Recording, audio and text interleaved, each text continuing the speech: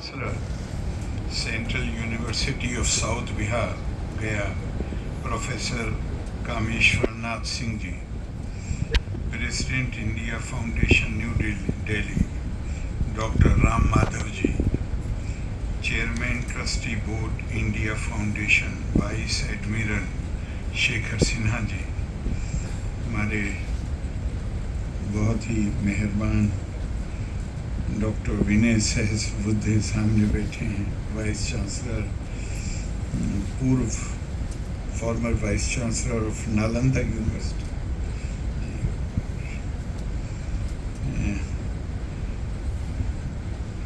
all the dignitaries, esteemed scholars, distinguished guests and fellow students.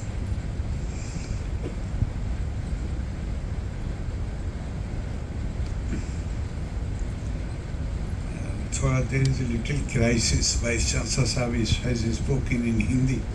Ram Madhav ji started with English, so there may be some foreign delegates who are not able to follow Hindi. What language shall I speak? Mixed? If there are any delegates who are not able to follow Hindi, then I shall speak in English. Ji? Okay. We can use English, Hindi and English both. We are living in a world which seems to have been gripped by one crisis after another crisis.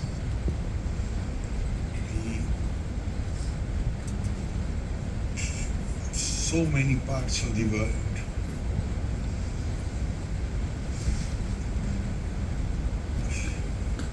the real wars are happening, and the language which is being used by one party for the other party is we shall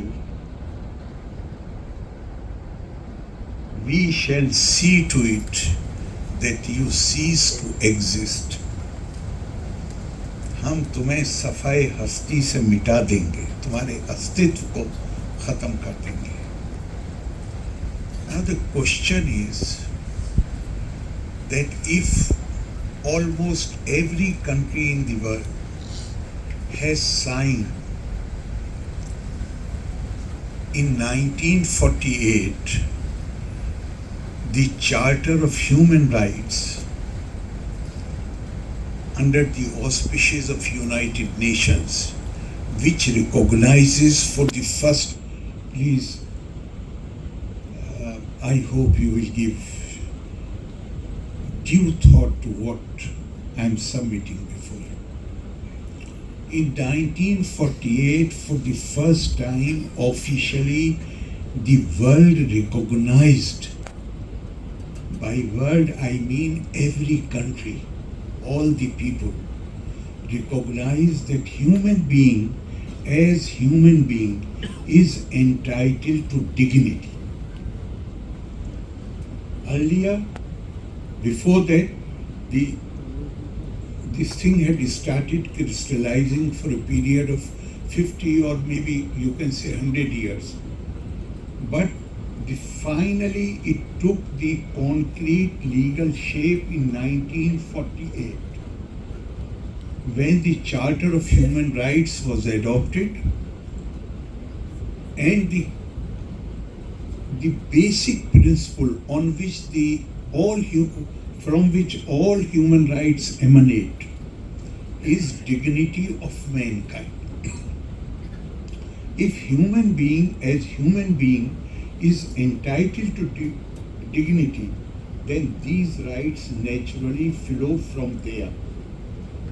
And why there was need for it? Because earlier this concept was not there.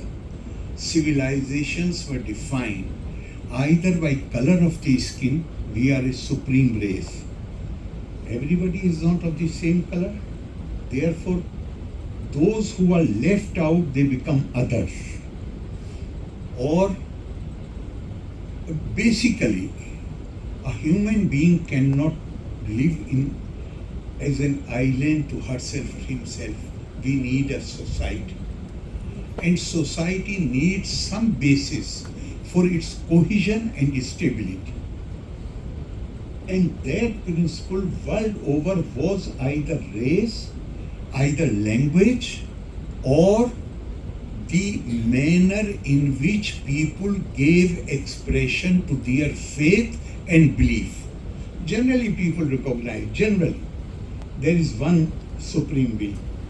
But how to approach the supreme being, the methods and the pathways are different. So the other basis which was adopted was, this is our way of doing it, and this is the only right way of doing it. Therefore, that should become the basis for the cohesion and stability of our society. And that certainly, when people come together, they accumulate power, and that power is used to build a certain kind of culture and civilization. So 1948, this principle was adopted. Then why all these conflicts are going on? Because as a legal document, we have adopted it. It is very easy to make a law, but it takes a real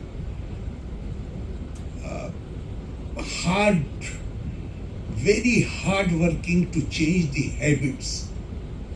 Habits are, the DNA is affected by the old habits where people consider themselves supreme, their own group supreme to other people, and these others are others for all practical purposes. Now, I am not going into details. This is just to give you the background. And what is the background of why we are having all these tensions and problems in the world? On the other hand, Indian civilization, Indian culture was the thought leaders of India.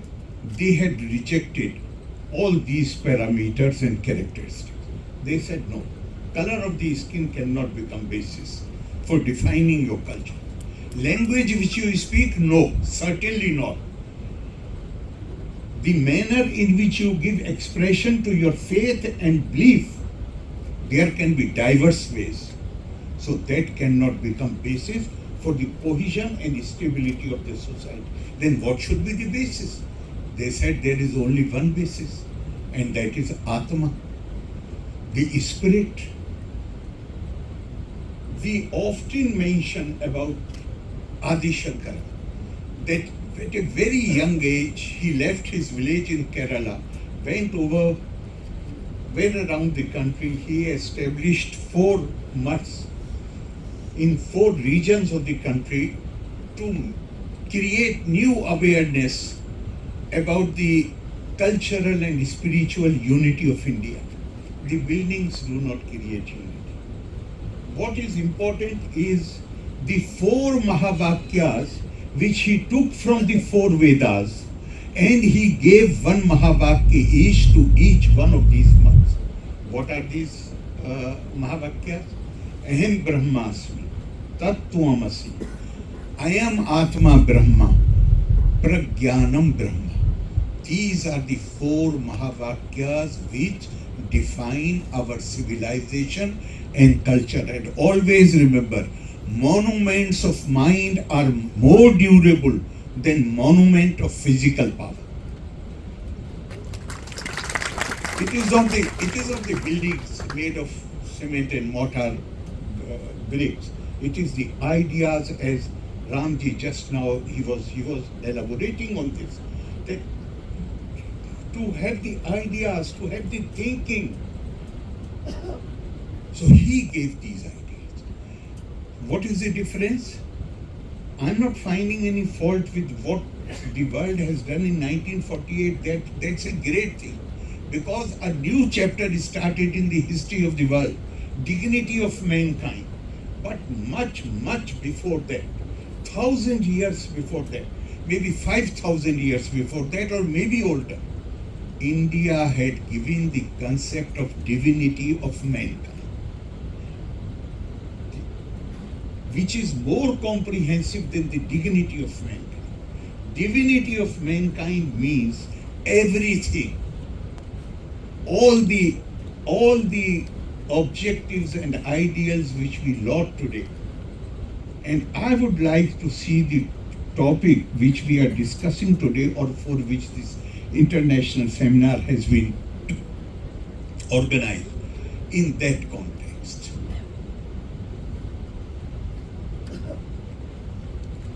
Ekatma Manavvad, as initiated by Pandit Deendayal Upadhyay ji, is not different from what Swami Vivekananda was talking about. When he said, in a letter to Sister Nivedita, he said, my mission can be explained in very simple words. I want to teach unto mankind, not Indians. I want to teach unto mankind their divinity and its manifestation in all movements of life. I want to teach unto mankind. And when Adi Shankar said, he not only gave these 4 Mahavakyas from the 4 Vedas to the 4 mats which define Indian culture and civilization.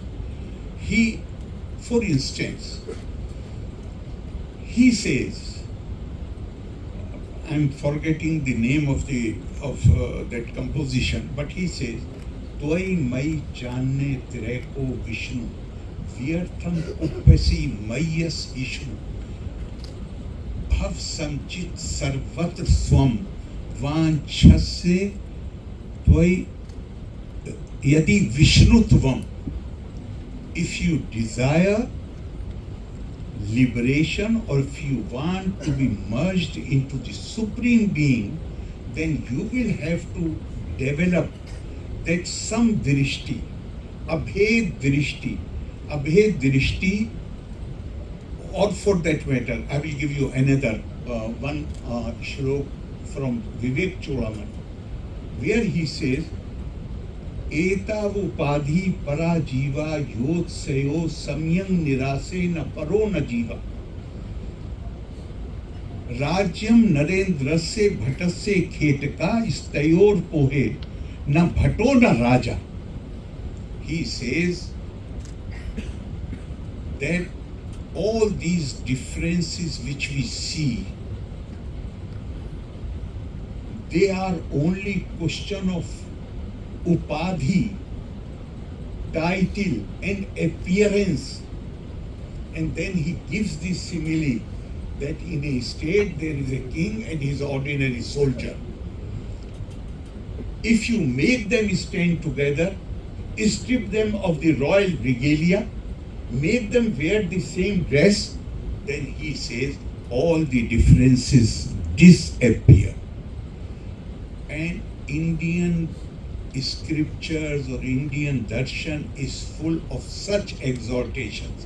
For instance, in Bhagavad Gita, Bhagwan Krishna tells Arjuna, Yada bhuta pirthak bhava mekas thamanu pashyati tat evacha vistaram brahma sampadhyate tada.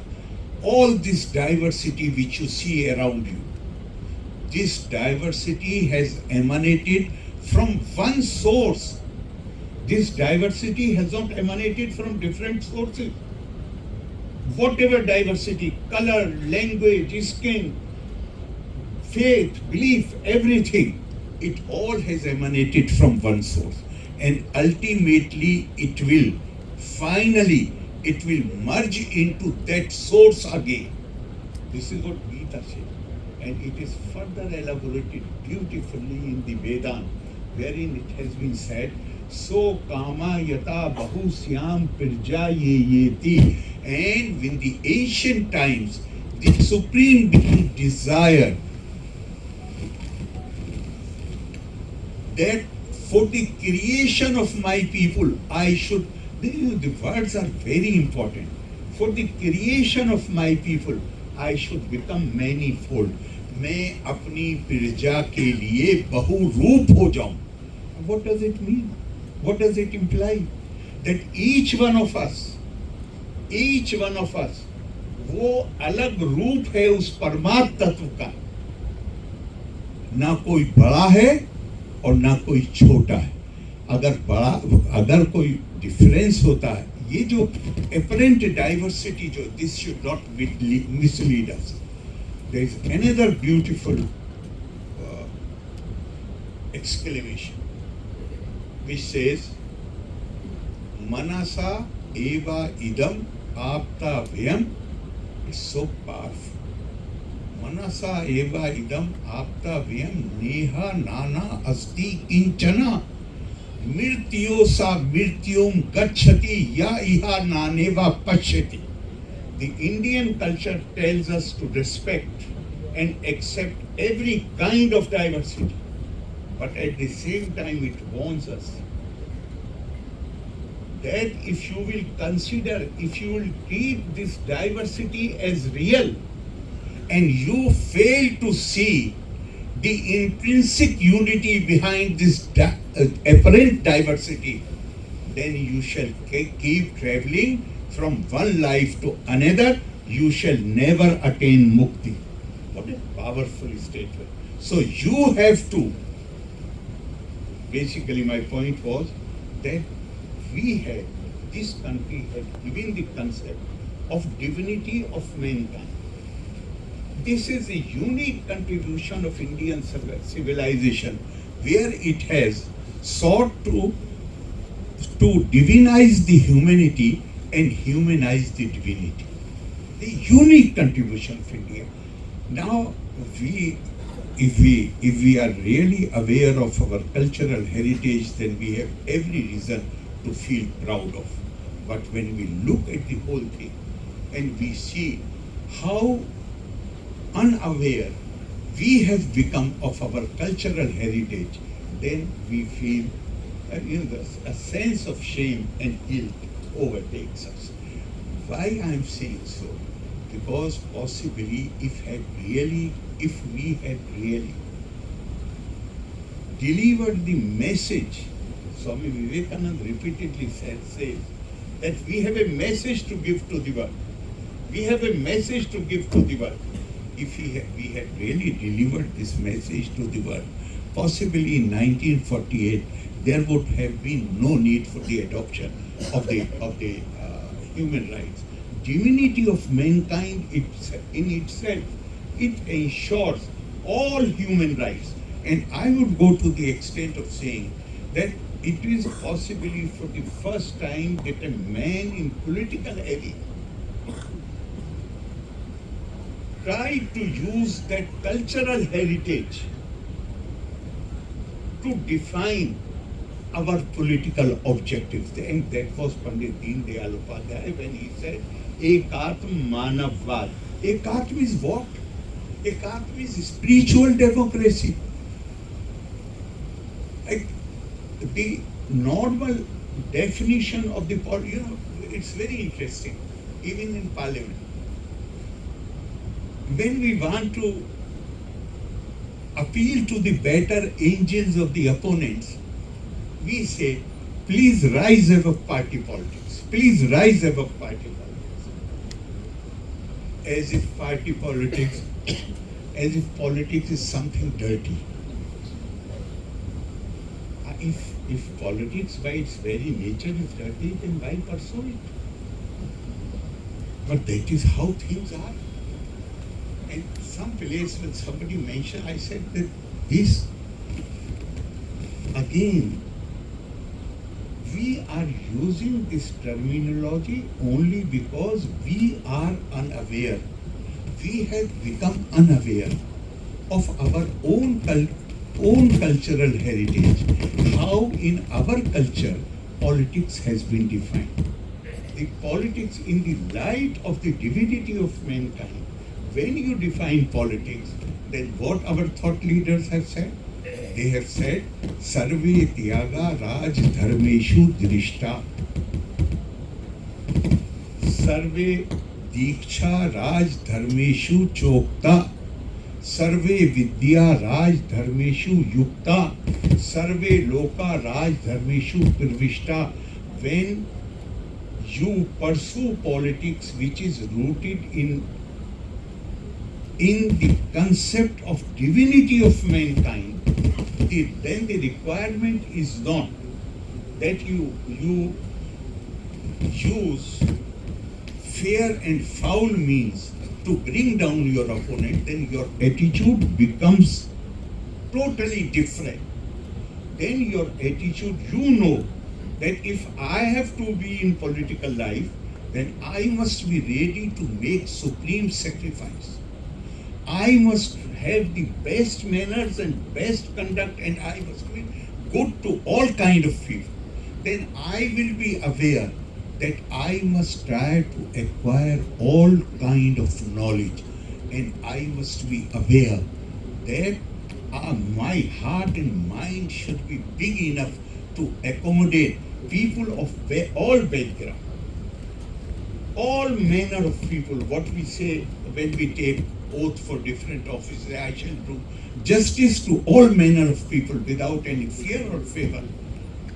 Then if you drive your inspiration from the Indian cultural heritage, the concept of divinity of mankind, what Pandit Deendayal Upadhyay has tried to do is to inject that concept of divinity of mankind into our politics.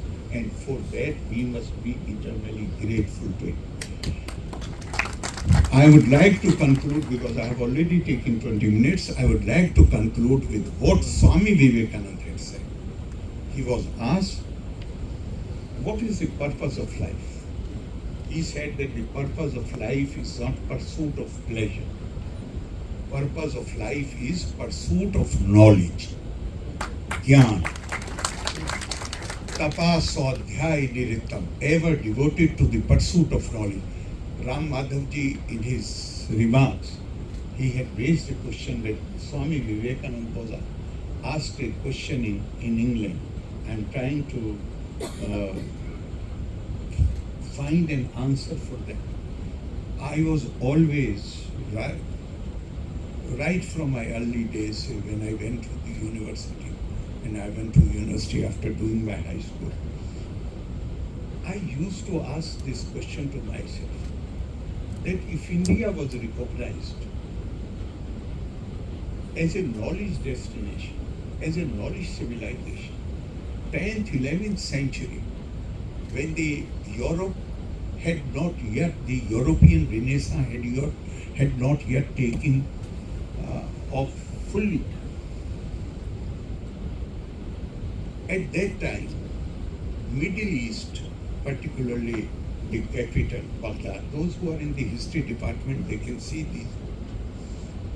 It was rife with intellectual activities, and it had become actually a kind of hub for intellectual activities. And they acknowledged, the Arabs acknowledged, that later part of the, in the 9th century, they translated all the Greek knowledge into Arabic. But most part of the 8th century, they had translated Indian Sanskrit texts into Arabic, and they give credit for that. That is the age which is called Golden Age of the Arabs. And they say that it started with the translation of Sanskrit, right from Panchtantra to Surya Siddhant, this scholar from Sindh. He took number of books to the court of Mansoor, who was the ruler at that time. And Surya Siddhant fascinated him so much that he immediately entrusted the work along with this scholar from the Sindh. An Arab scholar was associated, and they were asked to translate it into Arabic. And this book was named Hind Sindh. Spain was also being ruled by the Arabs at that time, and the relationship between Baghdad and Spain was not good relationship. So the ruler there realized that he came to know about this book, and then according to Philip Hitti, who is considered, whose book the history of the Arabs is considered one of the most authentic account of the Arab history. Philip Hitti in his book says that the ruler of the Spain paid huge bribe to the scribes to get a copy of that book. And from Spain, this book, Surya Siddhant,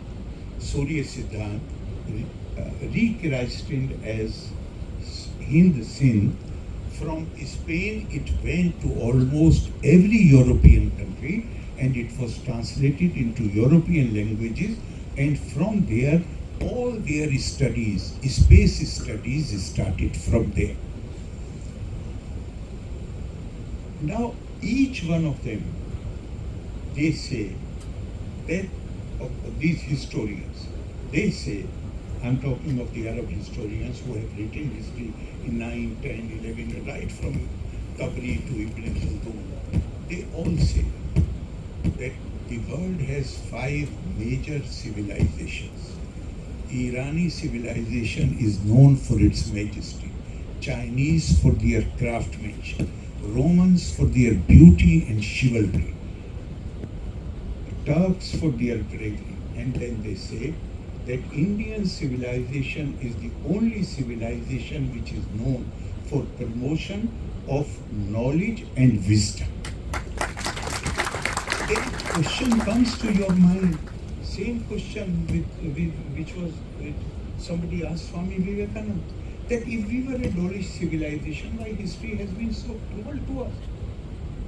The answer is found only either in the lectures of Swami Vivekananda or in the writings. I mean, as far as I know, there may be other books, I have not read everything. But this question always bothered me, and I asked my professors, I asked many other people, and I never found a satisfactory answer. But in the writings of Swami Ranganathananda, the answer is so comprehensive and so logical and rational. He said that we were a knowledge civilization. We were worshippers of Ma Saraswati. And the pursuit of knowledge, as Swami Vivekananda said, that purpose of life is pursuit of knowledge. The pursuit of knowledge, a question has been asked in Upanishad. There is a small dialogue. Tapa is not merely ascesis, austerities, discipline. Tapa is also alochane, meditation, thinking, reflection, thinking critically. So he says that we were worshippers of Saraswati in that sense. And as the dialogue in the Upanishad indicates, that process of acquisition of knowledge is not completed merely by pursuing knowledge. After acquisition of knowledge, unless you share it with others, process is not completed. So he said, the Upanishad says, what is tapa? Tapa is swa adhyay plus pirvachan. Pirvachan means the knowledge which you have acquired, you have now to share it with others. Swami Ranganathananda says that unfortunately during the period of our fall, decline, we stopped sharing. We did not stop acquisition of knowledge, but we stopped sharing knowledge with others. And that led to our decline. And then he quotes a line from Srimad Bhagavad. He says, Saraswati Gyan Kalvi Yatha Sati, a scholar who imprisons knowledge within herself or himself. Now that person, scholar, ceases to be worshipper of Saraswati. Ma Saraswati becomes a villain of Ma Saraswati. And he says that is the reason why we had to undergo all this. Fortunately now there is new, not just now, since the time when the Indian Renaissance started, and that got further boost later on, when there is a new atmosphere, and in this new atmosphere, certainly we can, I think this last sentence, that possibly if we had really given enough thought to our own cultural heritage, then possibly instead of using so many words in our preamble in the Constitution, we would have said merely, we give to ourselves this Constitution. India, not so many these adjectives, merely Ekatma Manavvad. And that would have covered secularism, that would have covered. So secularism, no distinction. How can you make distinction? If I see God in you, Deho Devalaya Prokto Jivo Deva Sadashiva, how can I consider you inferior? How can I treat you differently? I have necessarily to see you as extension of my own self. If I can be cruel to myself, then only I can be cruel to you. That is the basic thrust of Ekatma Manavvad, and for that we shall always remain grateful to. Not that Pandit Deendayal Upadhyay has given this. This was given to the India Mahirshis of India, Munis of India, maybe 5,000, but he is the first man, possibly after Gandhi, who tried to bring this into the body politic of India, and for that we must not only acknowledge, we must say thanks to Loka Samasta Sukhino Bhavantu. Dhanyavad, Jai Hind.